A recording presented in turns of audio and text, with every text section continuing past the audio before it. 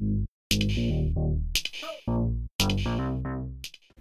there, Kira here with another scrapbook layout process video, and I am scraplifting Mary in this one. So I did for the month of November, I did 3 scrap lifts of my fellow design team members on the Citrus Twist design team.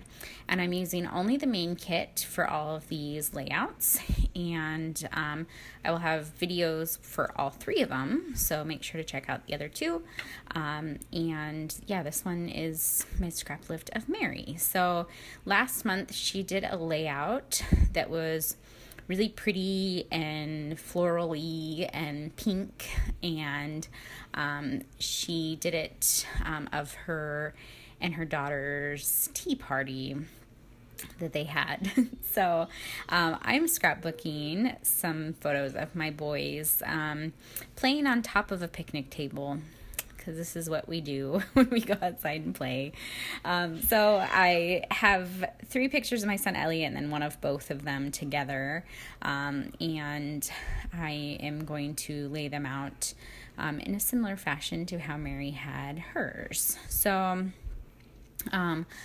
I started with this, it's the reverse side of the chicory paper from One Canoe 2, and it's like this aqua color, and I decided I want to use that color just because my kids, well, Elliot's wearing like blue, and I wanted to kind of play off the blue color, and I really liked this pattern on this side, so I decided to use that. And then Mary had torn the paper, and then she had layered another paper underneath it that was a floral paper, and she fussy cut around the florals. And there, I could have done that with the other side, or the reverse, the other side of the chicory paper, because there was florals on that side. But I decided to do these scallops from this Maggie Holmes paper.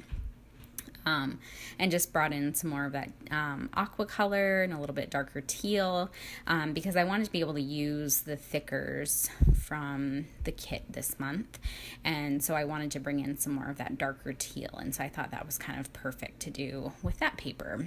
So I just fussy cut the scallops, and the paper I didn't have the full 12 by 12 length of it, so I just used what I had and made it work. So I'm going to layer the photo on top of it so you can't see that it doesn't go all the way across. It just kind of tricks your eye, I guess. And then underneath the photo of Elliot down there in the bottom, I went ahead and backed it with the reverse side of that scallop paper, which is this striped paper. I already used all of the yellow stripes, so now I only have pink stripes left, but that's okay because I wanted to bring in some pink. And then Mary also had, she used one of the tickets from the specialty paper last month, and I decided to just use one of these tags from the tag paper from this month, and it kind of worked out well.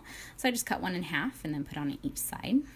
I'm also using a little chipboard piece that says "This Life," and it has a little heart on it. Mary had put a frame behind her layers, and so I found a frame as well and just cut it in half and placed it behind there too. Now, it came to embellishing this page. This is where I kind of went a little off script from Mary's original, because she had lots of floral pieces. The die cut pack from Turn the Page had a lot of whimsical little pieces, like a rabbit and things like that kind of went with Mary's theme for the layout that she made. And I didn't have a whole lot of die cuts like that in this kit, so what I did have was I had a bunch of these little stars, so I decided to scatter those around the page, because if you recall in Mary's layout, she had butterflies that she had scattered around the page. She had used a large arrow on the left side of her photos, and I just decided to use a large element as well, and used this little Maggie Holmes carousel bow, and I thought that worked out nice. Mary also did a piece of scalloped washi on the top of her page, and I decided, since I had already fussy cut out a bunch of these scallop pieces, that I would just put one of them up on top as well. I layered some more of the kind of die cuts underneath the photos up top and on top of them, and just kind of all over where I thought they looked good, I guess. And then I'm looking for some string to hang my photos, just like Mary had done with hers. So I went with pink string because I have pink that's backing the photo. I have a little pink die cut that's down near the photo as well, but I don't have anything pink anywhere up above, so I decided to just bring in the pink through with that twine. I found some little mini clothespins that were the teal color that matched perfectly with all of the teal on this page, so I went ahead and used those. I'm going to back my photos with some foam, and I do back my photo on the bottom with some foam as well, just to give a little bit more dimension to this page. And yeah, that's pretty much how it's looking. I don't think I switched anything else out, so I'm just gonna go ahead and adhere everything down, and once I'm done adhering stuff down, I'll add some splatters to the page. I also, because I felt like the bottom left hand corner, I felt like it was a little empty, and that's where Mary had put like a little die cut, and she had like some flowers and stuff peeking out, and so I just decided to put a label down at the bottom, and that's where I stamp my date. So I'll pick out one of these labels from the cut apart sheet, and then I find a little tag from the other cut apart sheet, and I just layer them down there and then stamp the date on top of that.